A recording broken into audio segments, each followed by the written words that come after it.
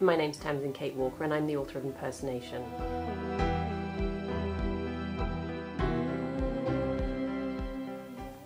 Impersonation tells the story of Ruth Morton, who receives a book unexpectedly from her book club, and when she reads this book she sees in it a physical description of herself, and she's so outraged at the character that's been attached to her description that she decides to set out and find the author and, well, confront him with what he's done.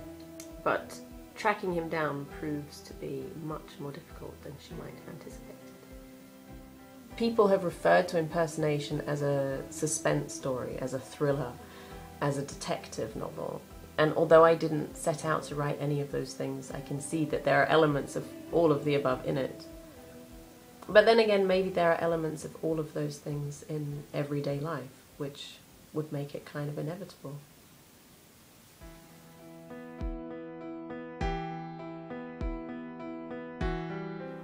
The inspiration for Impersonation came from two different places.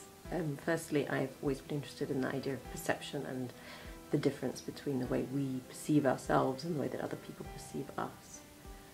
And the fact that what we see in other people probably says more about us than it does about those other people.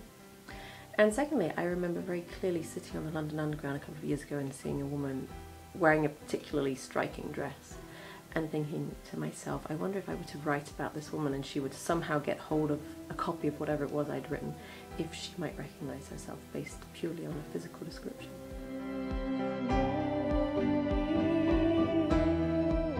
I like to think that commuters in particular might be able to identify with this notion of sitting on a train and looking around at other people and clocking them whilst they clock you, and everybody trying to place one another without any words actually being exchanged. Beyond that, maybe people will also identify with the discrepancy between perception and self-perception. I guess we'll have to wait and see.